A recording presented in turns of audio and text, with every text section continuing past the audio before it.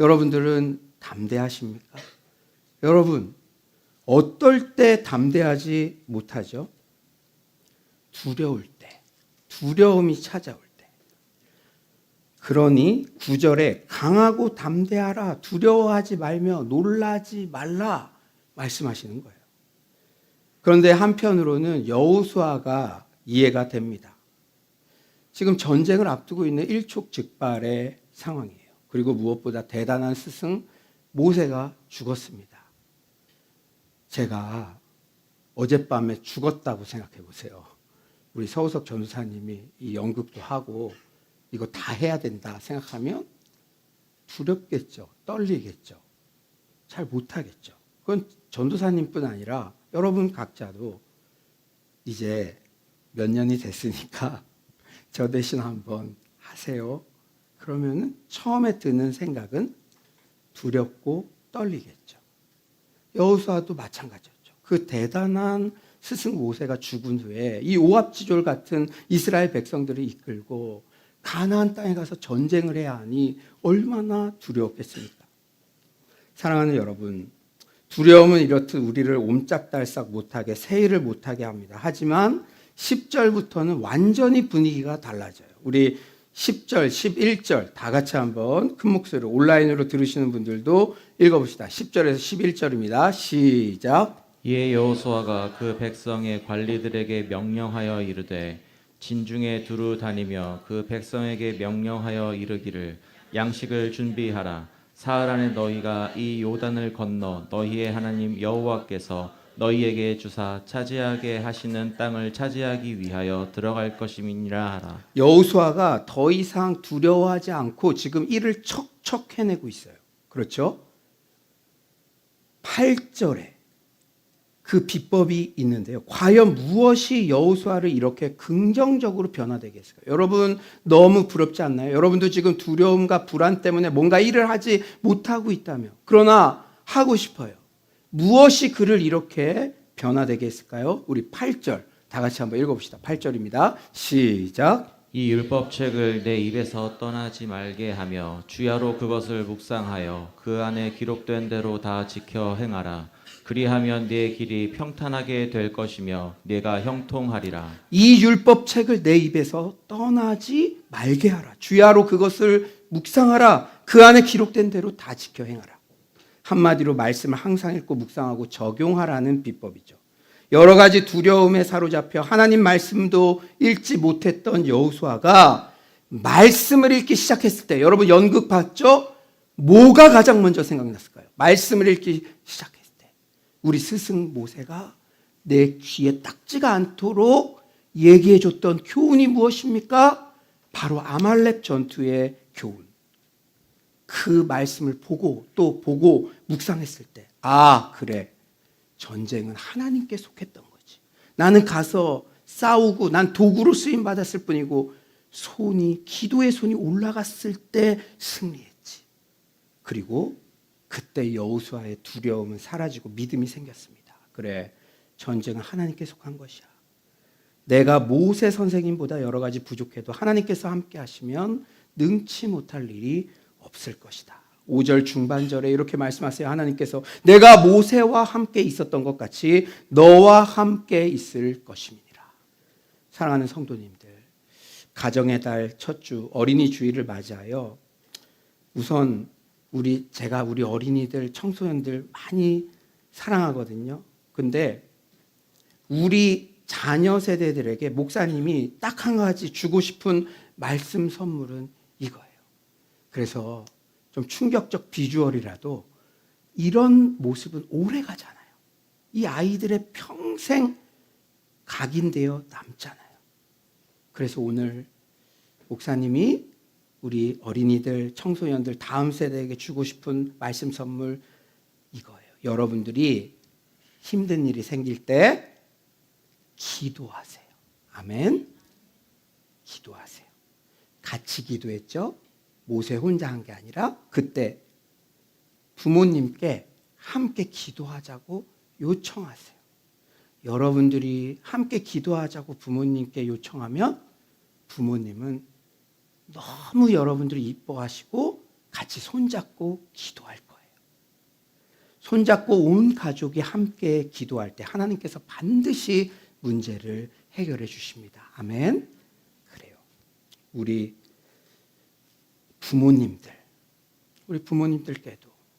오늘 예배에 나오신 부모님들 너무 감사합니다. 그러나 저의 마음이 잘 전달됐으면 좋겠어요. 우리 부모님들, 자녀들에게 가장 우선적으로 반복해서 전해야 할 교훈은 바로 전쟁은 하나님께 속한 것이다 라는 진리입니다. 우리 자녀들 중 요새 이유를 알 수 없는 두려움, 불안 등으로 우울증, 공황장애 등을 호소하는 경우가 너무 많아요. 뭔가 시작을 하지 못하고 방 안에만 무기력하게 있는 다음 세대들의 소식을 들으면 마음이 너무 아픕니다. 하나님께서 자녀들의 인생을 책임지신다는 사실을 부모님들이 늘 귀에 딱지가 않도록 반복해서 알려주셔야 합니다. 14절 중반절이죠. 14절 중반절. 여호수아의 귀에 외워 들리라. 이 시간에 자신의 자녀들의 이름을 넣어서 이렇게 한번 외쳐봅시다. 영준이의 귀에 외워 들리겠습니다. 영민이의 귀에 외워 들리겠습니다. 여러분들의 자녀의 이름을 넣어서 꼭 이곳에 없더라도 여러분의 자녀의 이름을 넣어서 아무개의 귀에 외워 들리겠습니다. 시작. 아무개. 크게 해보세요. 크게. 네, 크게. 다시 한번. 시작. 아멘. 이게 여러분에게 주시는 하나님의 말씀이고 하나님께서 주시는 선물입니다.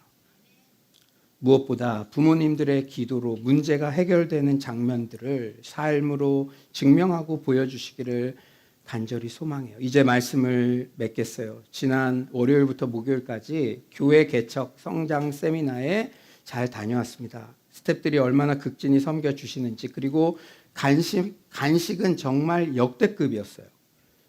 수육 간식이 나오는 세미나는 제가 처음이었던 것 같아요. 더 중요한 것은 수료식까지 참석만 하면 회비를 다 전액 돌려준다는 겁니다.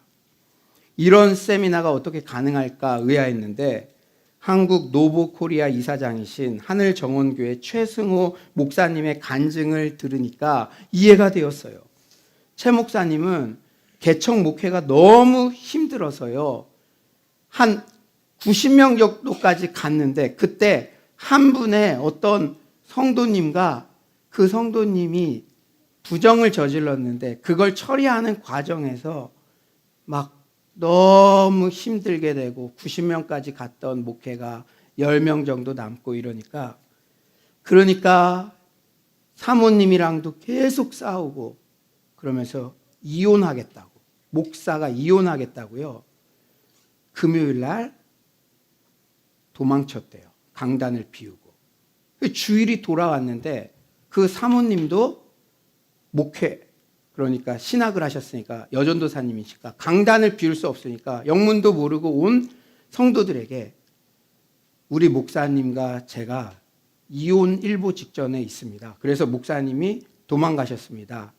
저는 강단은 비울 수 없기에 지금 이렇게 말씀을 드립니다.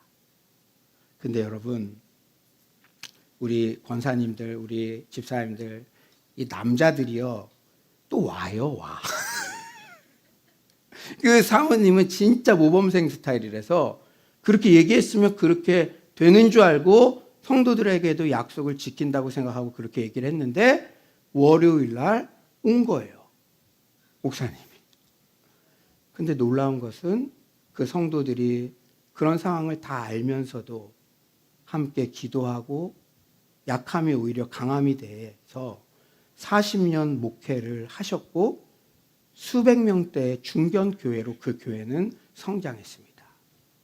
그러니까 이 목사님이 개척 목회가 얼마나 힘든지 알지만 나는 진짜 자격 없고 모든 성도들에게 이혼한다고 도망쳤던, 강단을 비웠던 그런 나를 하나님의 은혜로, 오직 하나님의 은혜로 또 성도들도 함께 사랑해 주시고 지금 목회는 다 하나님께서 해주신 것이다. 하나님의 은혜다. 자격 없는 나를 여기까지 이끌어 주신 거 하나님의 은혜다. 그런 마음이 드니까 이렇게 조건 없이 수천만 원을 매년 들여서 이 작은 교회 목회자들을 이렇게 섬기게 되셨다는 것입니다. 그런데 놀라운 것은 이 최승호 목사님이 100만 불짜리 교훈을 받았다고 하시면서 저의 스승 목사님이 누구시죠? 고 정필도 목사님 말씀을 하시는 거예요. 전 깜짝 놀랐어요. 이게 부산, 울산, 경남에서 진행되는 세미나도 아니고 서울 경기 지역에서 진행되는 세미나인데 그 대표 목사님께서 정 목사님 얘기를 하시는 거예요. 강의 중 정 목사님이 쓰신 책 제목이 잘 생각나지 않는다고 하셔서 제가 교회는 무릎으로 세워진다. 그 책 제목을 큰 소리로 대답하니 그때부터 정필도 목사님 제자라고 완전히 저를 VIP 대접을 해주셨습니다. 그 대장 목사님이 저를 너무 아끼시니까 그 스태프들은 다 더 가져가세요. 더 가져가세요. 이런 일이 많아요. 제가 갈 때마다. 정 목사님 참 놀라운 것은 그 대표 목사님뿐 아니라 강사 목사님들마다 정 목사님 얘기를 해주시는 거예요. 저는 정 목사님 제자라는 이유만으로 모든 강사님들과 또 강사님들이 그렇게 말씀하시니까 함께했던 참석자들도 처음에는 그냥 참석자 중에 일부였는데 다 나만 보고 있어요. 나한테 물어보고. 사랑하는 여러분, 그때 제가 울컥했어요. 요새 좀 많이 울컥해요. 갱년기 아닙니다. 은혜가 많아서 많이 울컥하는데 정 목사님 돌아가셨는데도 내가 덕을 보고 있구나. 정 목사님이 돌아가셨는데도 이 강단에 서셨잖아요. 돌아가셨는데도 내가 덕을 보고 있구나. 정 목사님이 천국에서까지 나를 응원해 주시는구나 생각이 드니 너무나 울컥했습니다. 모든 강사분들이 이구동성으로 정 목사님에 대해 하시는 말씀은 진짜 기도하시는 분이라는 거였어요. 정 목사님께서 말뿐이 아니라 실제 삶으로 살아내셨기에 서울 지역에서도 경기 지역에서도 수많은 분들에게 깊은 감동을 남기셨다는 생각이 들었습니다. 저도요, 어디 세미나 나가면 진짜 깊은 감동 받지 않으면 우리 교회 목사님도 아닌데 얘기하는 적 거의 없거든요. 그런데 경기 지역, 서울 지역에서도 그 부산에, 여러분 부산이면 저 10년 전, 15년 전 제가 갈 때만 해도 왜 시골 가요? 서울 출신이 그렇게 말했어요. 그런데도 서울 경기 지역에서도 정 목사님 얘기를 다 하시는 거예요. 그러면서 저도 정 목사님께 받았던 기도에 대한 가르침들이 막 생각이 났습니다. 정 목사님께서 저희들 제자 목회자들에게 늘 100만 불짜리 교훈을 잘 들으라고 하셨어요. 그러면서 조 목사, 나를 힘들게 하는 사람이 있을 때 내가 어떻게 통과했는지 알아요? 그 사람의 현재를 보지 말고 미래의 A 플러스 인생으로 바꾸실 것을 믿음으로 바라보고 A 플러스 인생이라고 믿고 대해보세요. 그러면 신기하게도 그 사람이 점점 좋아지게 됩니다. 그리고 진짜 너무 힘들게 하는 사람이 있다면 그 사람이 사랑하는 마음이 들 때까지 기도해 보세요. 그러다 보면 신기하게 어느 날은 주일날 나에게 찾아와서 목사님, 예수님께서 꿈에 나오셔서 정 목사님께 빨리 가서 안기라고 그런 말씀을 하셨습니다. 라면서 죄송합니다 하며 어린아이처럼 안기는 겁니다. 저는 이런 일들을 많이 경험했어요. 내 목회 50년 동안 문제가 생겼을 때 사람 찾아가서 붙잡는다고 완전히 해결된 적 한 번도 없었어요. 그런데 하나님 찾아가서 교회에 가서 예배 중에 기도하면 하나님께서 해결해 주십니다. 문제가 생겼을 때 침묵하며 기도하세요. 인생은 에베레스트 산을 오르는 것과 같이 어려워요. 그런데 기도하지 않는 사람은 걸어서 에베레스트 산을 등산하는 것과 같이 힘들고, 기도하는 사람은 헬기를 타고 에베레스트 산 정상에 오르는 것과 같이 수월합니다. 정 목사님은 저에게, 후배 교역자들에게 실제 말씀하신 대로 사셨어요. 저는 모세가 여호수아의 귀에 딱지가 않도록 반복해서 말씀하셨던가 동일한 주제의 말씀을 정 목사님께 딱지가 않도록 반복해서 들었습니다. 그리고 목사님은 실제 말씀하신 대로 사셨어요. 해외 부흥회를 가시면 그럴 때가 유혹이 더 많다고 방에 커튼을 치시고 한국 시간에 맞춰서 더 집중적으로 기도하셨습니다. 미국 가도 다 커튼 치시고 온라인 예배 그 시간에 맞춰서 기도 생활을 이어가셨어요. 우리도 여행 가면 좀 풀어지잖아요. 그리고 정 목사님, 사위 목사님의 증언에 의하면 추석 명절 등 가족 모임 때도 빈 방을 찾아서 항상 기도하셨대요.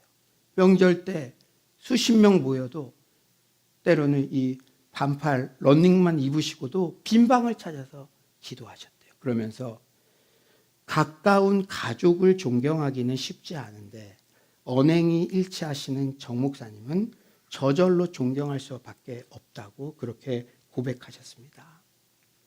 저 오늘 설교 준비하면서 저도 귀에 딱지가 않도록 들었던 전쟁은 하나님께 속한 것이다. 네가 하냐? 내가 하지. 우리 인생은 기도할 때 에베레스트 산을 헬기를 타고 올라가는 것과 같다. 마치 모세가 죄 귓가에 말씀해 주시는 것 같이 현대어 버전으로 저에게 말씀하시는 듯 했습니다. 그게 얼마나 소중한지 알기에 연극을 해서라도 다양한 형태의 설교를 준비해서라도 우리 다음 세대 어린아이들과 우리 부모 세대들에게 이 진리가 잘 전달되기를 소망합니다.